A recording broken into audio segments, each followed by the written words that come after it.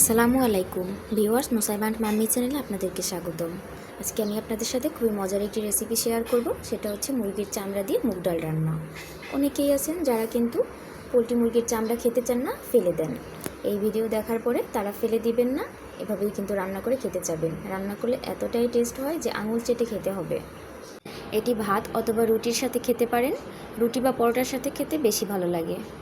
চলুন তাহলে রেসিপিটি শুরু করছি। চুলায় একটা কড়াই দিয়ে দিলাম, কড়াইয়ে কিছুটা রান্নার তেল দিয়ে দিলাম। তেলের পরিমাণ কিন্তু কম করে দিতে হবে। এক মুঠ পেঁয়াজ কুচি দিয়ে দিলাম।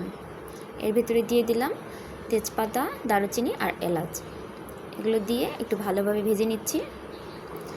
যখন এটা ব্রাউন কালার হয়ে আসবে তখন আমি এর ভেতরে কেটে বেছে পরিষ্কার করে রাখা মুরগির চামড়াগুলো দিয়ে দিচ্ছি।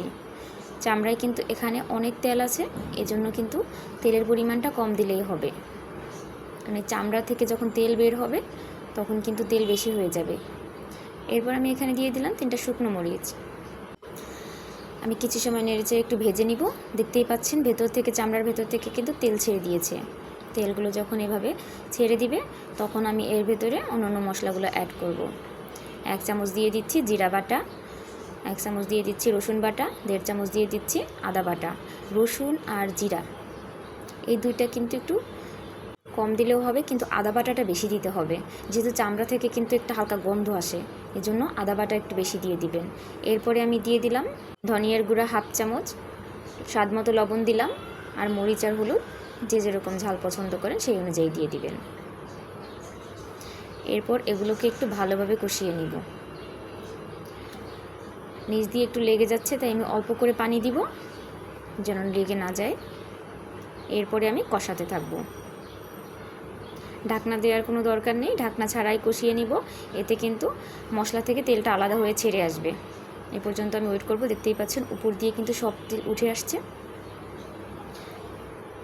তেল যখন উঠে আসবে তখন আমি এর ভেতরে আগে থেকে ধুয়ে রাখা 1 কাপ মুগ ডাল দিয়ে দিলাম। মুগ ডালটা কিন্তু আমি 2 ঘন্টা ভিজিয়ে রেখেছিলাম। ভিজিয়ে রাখলে রান্নাটা খুব দ্রুত হয়ে যাবে।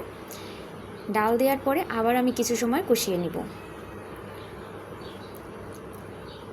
আমি প্রায় 5 মিনিট কষিয়ে নিলাম। যখন একদম কষানো হয়ে গেল তখন আমি এর ভেতরে পর্যাপ্ত পরিমাণে পানি দিয়ে দিচ্ছি। যতটুকু পানি ডালটা সিদ্ধ হতে দরকার ততটুকু পানি দিয়ে দিলাম। দিয়ে একটু নেড়েচেড়ে ডাল আর পানি মিশিয়ে নিচ্ছি। এরপর আমি একটা ঢাকনা দিয়ে ঢেকে হাই হিটে জাল করে নিব, যতক্ষণ পর্যন্ত না পুরো মুগ ডালটা সেদ্ধ হয়ে আসে। 20 মিনিট প্রায় সময় লাগলো আমার। 20 মিনিট পরে দেখতেই পাচ্ছেন পানিটা কিন্তু শুকিয়ে গেছে। আমি এরকম শুকিয়ে নেওয়াটা পছন্দ করি। রান্না শেষ। আল্লাহ হাফেজ।